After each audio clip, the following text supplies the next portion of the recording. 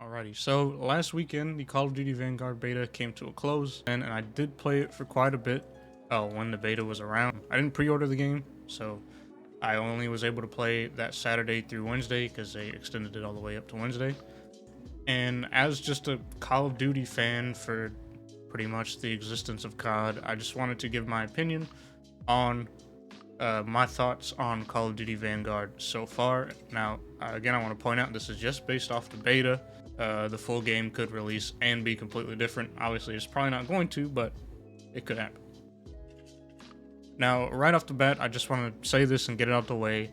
I really enjoyed my time with the Vanguard beta. I didn't play through it, like just no life the beta for the entire 4 or 5 days, however long it was around. In true COD fashion, just playing with my friends, streaming it, which all of the gameplay you're going to see in the background here is from streams. If you want to check that out, links in the description as always. And I did just genuinely have an overall fun and positive experience with the weekend of playing. Now, does that mean the game is perfect, or I'd recommend it and think you should buy it if you're a COD fan? No. But the reason I say that is because I was genuinely surprised, because from the people who had been playing the previous betas because they pre-ordered the game, one of the things that I've pretty much unanimously been hearing is if you liked Modern Warfare 2019, you're probably gonna like Vanguard. And it is true from playing it. The gunplay and it's running on the Modern Warfare engine, so it does feel very much like Modern Warfare. Things like tac sprint and mounting are in the game, just like in Modern Warfare and Warzone. But I hated Modern Warfare 2019, and I genuinely think, just in terms of specifically multiplayer, it is genuinely the worst Call of Duty ever to be released, in my opinion. Again, that's just on multiplayer. If we're talking overall COD, Infinite Warfare takes that cake by a long shot. But anyhow, having heard that, a lot of people were just straight up saying this is Modern Warfare with a different, coat of paint on it. I pretty much already thought I'm probably not gonna like this, but again, like I said before, I can genuinely say that I really enjoyed it, and I think it's because it takes a lot of the errors that Modern Warfare had and corrects them. And to me, what Vanguard really is what Modern Warfare could have been if the developers actually cared about multiplayer instead of making Warzone. So just the right off the bat blanket statement, I did enjoy and had fun on the beta. The gunplay and movement to me, I think, feels really good. The gunplay, again, plays very similar to Modern Warfare and Warzone, and that's one of the things that pretty unanimously I feel like people do like about the Modern Warfare engine, is just how the guns feel. And this game retains that sort of heavier but not slow feel, which is important. This game is pretty fast-paced in the Vanguard beta. One thing I will say is the tac sprint is kind of inconsistent as to where it feels like you should be able to double-click, or I'm playing the controller, so when you activate tac sprint, you should like instantly go into tac sprint, just like in Warzone and Modern Warfare. But in this game, there's kind of a delay in between. Like, it's almost like your character has to sprint a little bit first to gain momentum and then tac sprint.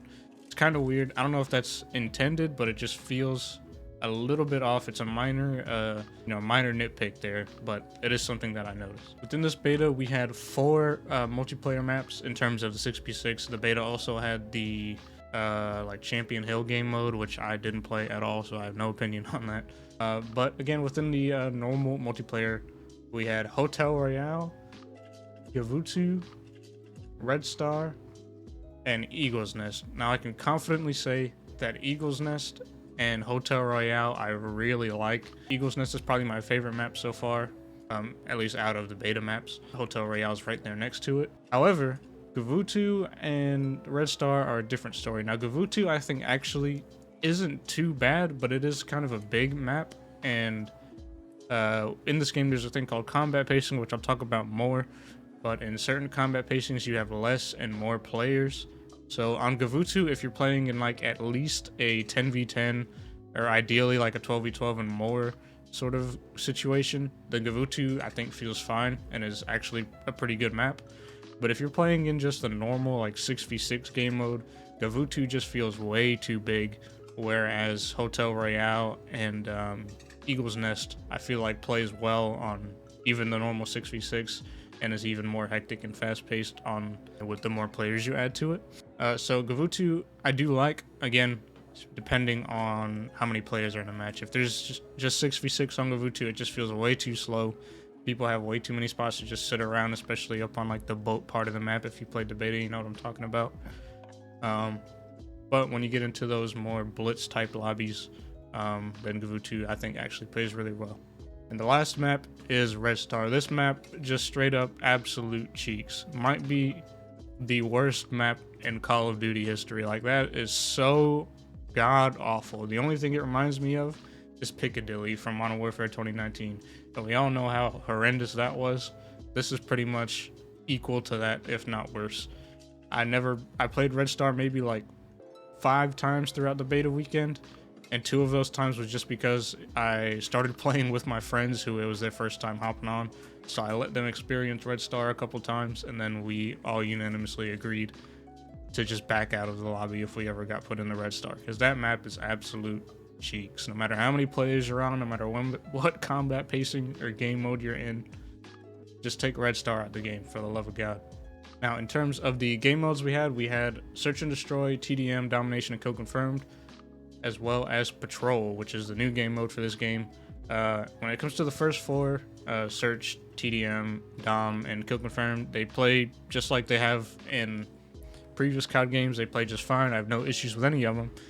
And with the new game mode, Patrol specifically, I absolutely love this game mode. And what it is, for those of you who haven't played, think of it as pretty much hardpoint, but instead of the hardpoint being a stationary spot that moves around the map, it is just constantly moving, and it's just a circle that just moves around the map, kind of similar to something like Overwatch, where you have to like push the payload through the map. It's like that, except instead of you actually having to be on it to push it, it's just always moving, and you just have to fight over that little moving spot with the other team. And then it works the same as Hardpoint, to where if your team is standing in the circle while it's moving around, when you're gaining points, and whoever has the most points wins. It's literally the easiest way to explain it is moving hardpoint. And that game mode is just outright amazing because it just permits this style of play that is just fun, because you have to push the hardpoint.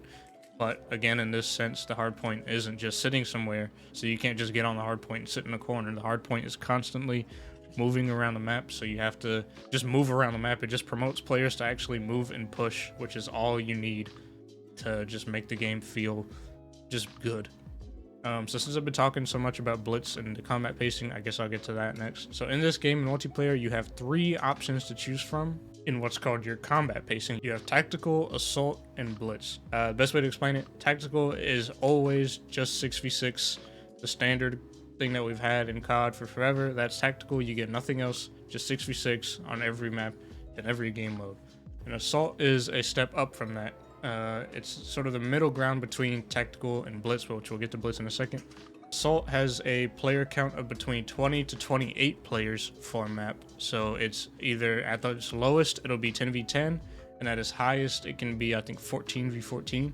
Same thing, it's across all the maps, across all the game modes, adding more people to the game, essentially, which innately makes it a bit faster paced. And Blitz is that turned up to 11. It's the fastest you can go, or most hectic you can go.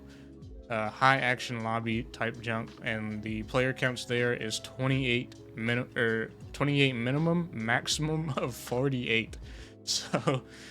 So you're at least getting a 14v14 minimum in Blitz, and then at a maximum it could be 24v24, which is pretty crazy. I spent most of my time in Blitz and Assault, and by most of my time I mean all of my time. I didn't play Tactical at all, although I did get put into 6v6 matches sometimes, but it would still just say Assault. So I don't know if the combat pacing is just broken, but most of the time it worked. Most of the time when I wanted to play Blitz or Assault, it would put me into at least these 10v10 or more lobbies.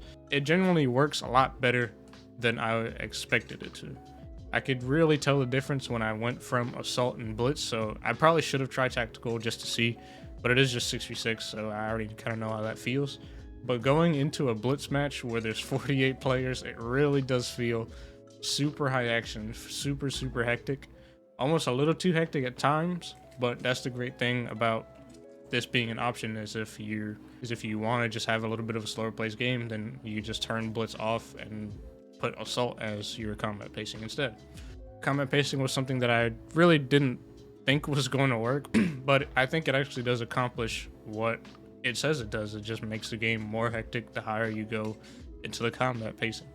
Now, the gunsmith in this game is kind of a love-hate thing, but it's a bit different in this game as to where there's just an insane amount of attachments for everything.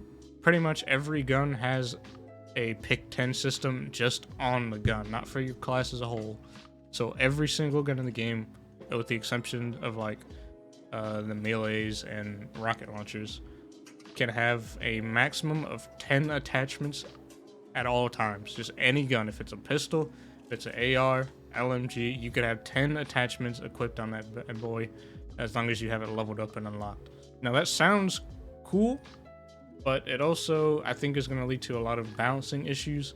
And in terms of the beta, pretty much everyone was just using the STG with incendiary bullets, just absolutely mapping everything. And it just, clearly with this being a thing, I think it's going to take them a while to even balance the game. And I don't even know how they'd go about balancing certain things. Like if something's broken, do you just nerf a certain attachment, or do you nerf the gun overall? But then if you nerf the gun overall, does that mean it's just going to be awful to use when you're trying to level it up when you have no attachments?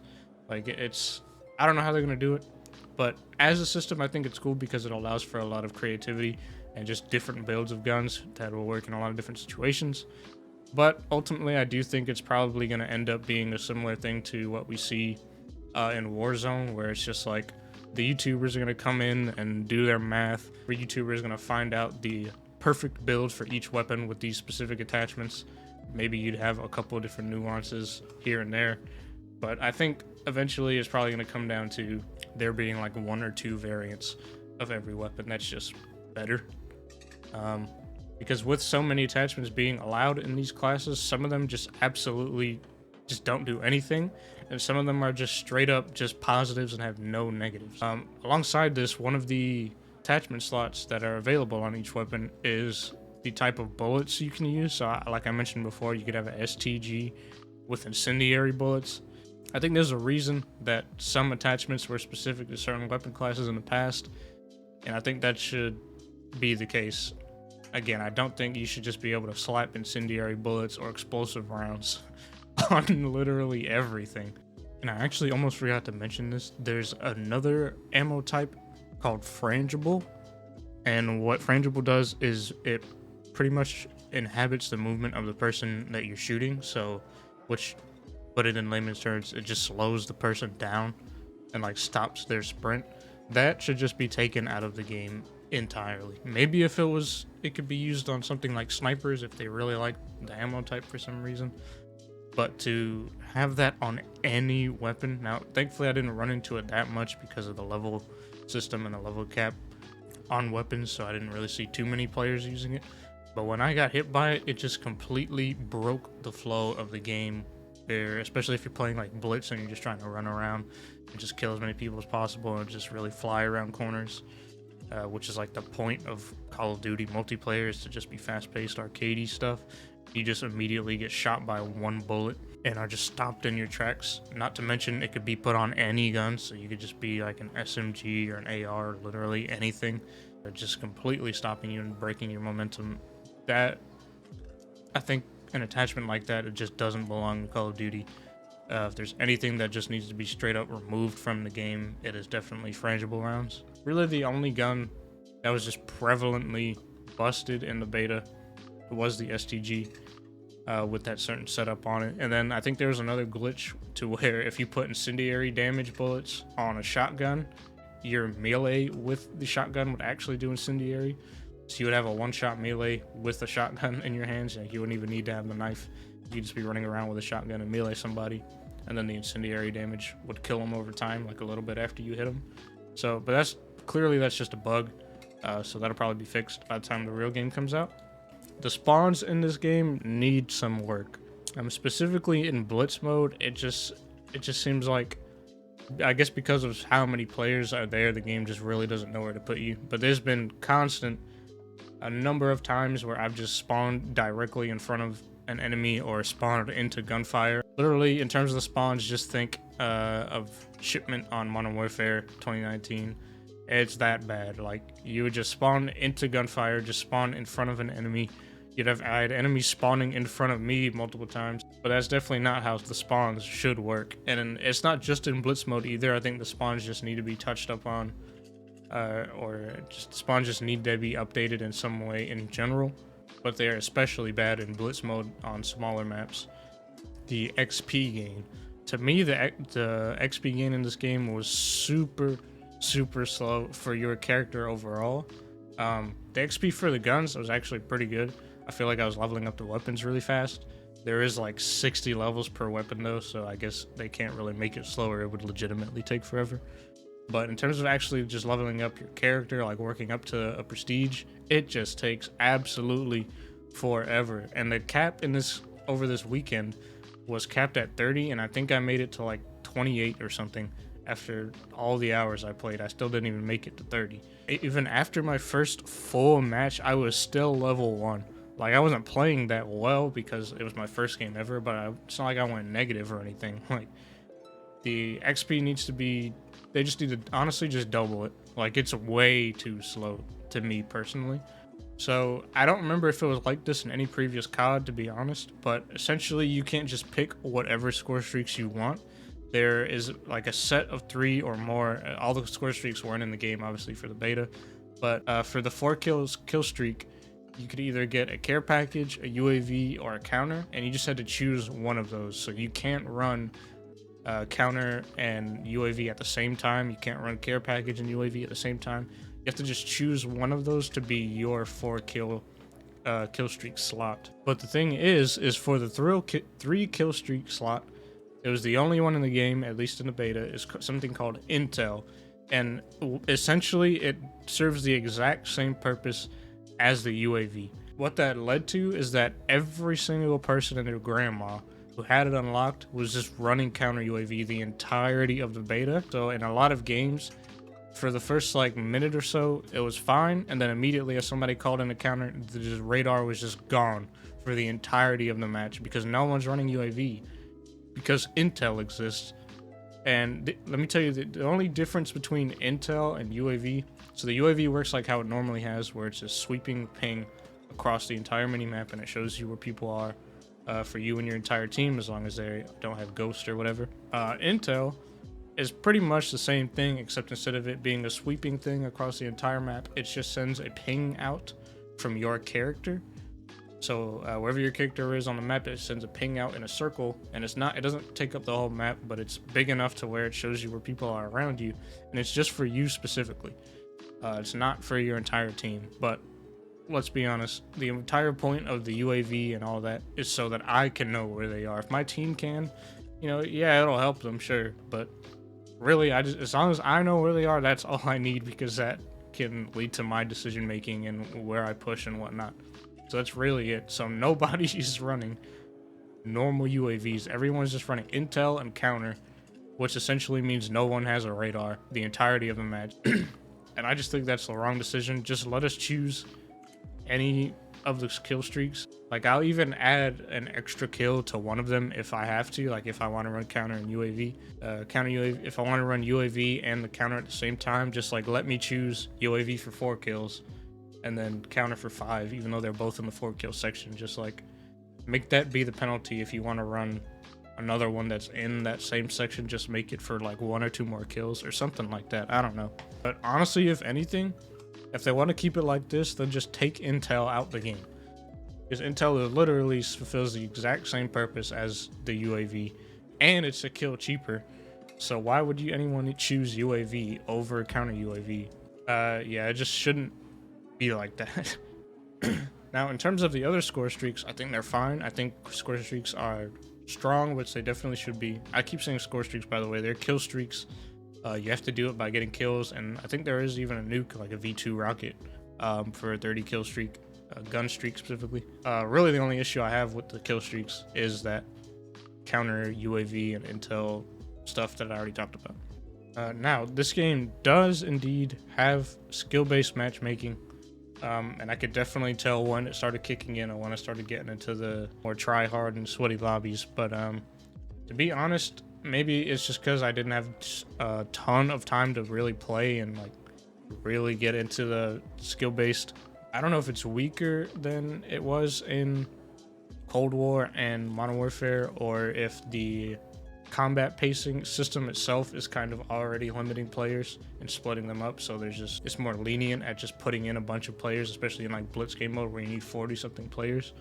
Maybe it's just a lot more lenient to where the skill based is taking effect, but it is there, which, I mean, at this point, like, I've just kind of accepted that it's not going anywhere, even though it 100% should not be in the casual game mode. It's there, but at least from my beta experience, it didn't feel as strong as, especially in Cold War, where it was just like after like 3 matches, you were instantly put into fucking SBL match for no reason. Again, that could change maybe after you spent more extensive time with the game after release. You'll just start getting into those higher and higher lobbies. But as of right now, the skill based, I think, is just whatever. It's there, which sucks, but I didn't think it was too big of a detriment to my experience.